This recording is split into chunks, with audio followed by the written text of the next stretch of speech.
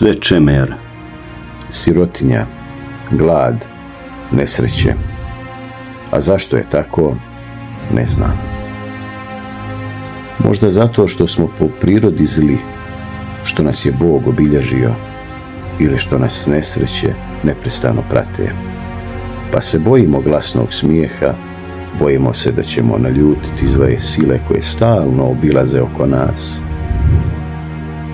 Zar je onda čudno što se uvijamo, krijemo, lažemo, mislimo samo na današnji dan i samo na sebe. Svoju sreću vidimo u tuđoj nesreći. Nemamo ponosa, nemamo hrabrosti. Biju nas, a mi smo i na tome zahvalni.